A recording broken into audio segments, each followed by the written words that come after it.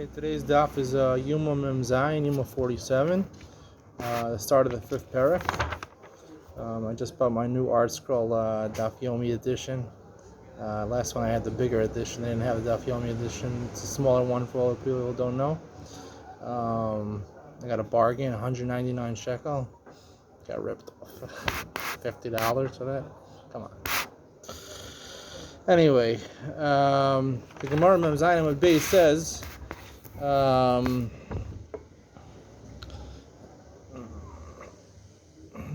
Gemara on Memzayin Beis has a question.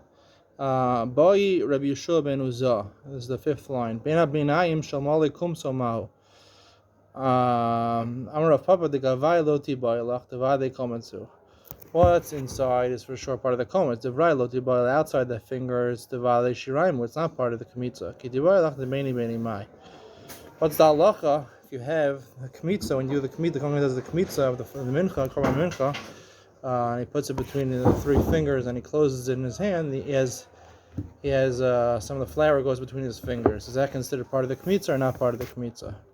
So the Gemara answers, "Hadar pashta yishu ben uzah ben abinayim safik."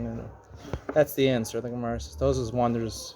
It's a little strange. The Gemara had a suffix, and the Gemara answers, "Hadar pashta." Answered it. It's really a suffix. Whatever the shot is, the halacha is that it's called a suffix. We're not sure, and the Gemara, because that has problems. What do you do? Which order you do it in? The part that's bein abinayim. When do you makter it on the mizbeach?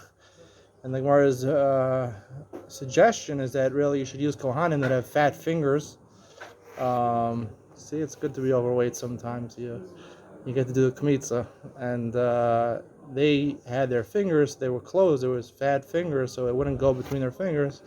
They do the kmitza to avoid the suffix. And the Gemara then continues on the bottom. Zion base boyrav pavad meina b'nayim shamali chafna. Back to Yom Kippur, when he does the chafino of the ketores on Yom Kippur, he fills up 2 handfuls. What's halacha of beina b'nayim there? So where's my coming boyle? Igmar mali mahasam. Hainuhach. Rav Papa hachi boyle. What is this question? Mali chafna vehevi ba'ina va'iko duma v'lochach vehevi ba'ina va'aleika. That's the question. Now Rashi says the question by Mali Chafna on Yom Kippur has nothing to do with the earlier Gemara. The earlier Gemara, Mem Zayin and Aleph, has a shayla whether you could do a midah, you could fill up a box or whatever, a measurement of the chafina or measurement of the ketores, and measure it beforehand and use that. And the Gemara says that really you're not supposed to do that. So Tosa says Rashi has nothing to do with that question. The question is whether it's considered to be me'elav or not. Meaning the pasuk is mashma that you have to behavi, that you have to do it intentionally, and when it goes between your fingers, that's unintentional. So the question is whether if it's unintentional, is that considered to be part of the chafina or not? The Gemara answers teku. Now the question is, the Gemara says teku. Before it said the Gemara answered suffix. Teku usually we assume we mean suffix also. Teku, tishbi, yitaritz, kushas, vabayos. Of course, that's not the real explanation. So what is teku exactly, and what's the difference in suffix, and why does the Gemara have a difference between teku and suffix? Tosa asks over here. Tosa says a lot of Papa Hachi my boile Mali Chafna Marachmana appears in Stomach Gabi Komas Pasul Mishum Nechsi V'Kamatz HaKohen. Now it doesn't say V'Kamatz HaKohen in the pasuk. It says V'Heirim HaKohen Mali Kumsa, and by that's by Kometz, and by Chafina on Yom Kippur it doesn't say V'Heirim Mali Kumsa. It says V'Lakach Mali Amachta, that he does a lakicha of the shovel filled with gechalim, with coals. Vehevi, and he does chafina and he vehevi. Mali chafna vehevi. He does hava on the chafna. So Tosis explains the question of the Gemara, whether when the Gemara says that by chafina, the word velakach, obviously it goes in the stomach, goes on the gechalim, not on the actual ketores that you put into the gechalim. So does that also go? That was the Gemara's question. Does the kicha also go on the ketores or on the chafina also, or does it just go on the gechalim and the machta? I want to suggest that that's basically the distinction over here, that when it comes to the kometz, there's 2 mashmos that are equally driven in both directions. He says veherim, And also is Mali Kumso. Now Mali Kumso is mashma only what's in your hands, exactly the exact amount for kometz is in your hands.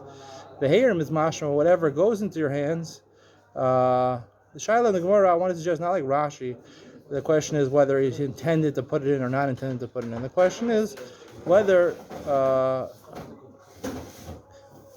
quasi part of your hands is questionable is considered part of your hands. Beit Abinai, that's really the question. Is Beit Abinai considered part of your hands? So Mal Kumso is mashma not, and Vehirim is mashma that it would include a bigger part of your hands, even Bein Abinayim. So it's an equal 50-50 suffix. So that's the Gemara says suffix. So suffix, and that's where the Gemara says. The Gemara says you have a problem if you do this first or that first. Run into a problem. The Gemara says the only way to get around it is either you have to do it l'shem eitzim, or the Gemara says a fat kohen could do it and avoid the problem because nothing will go Bein Abinayim.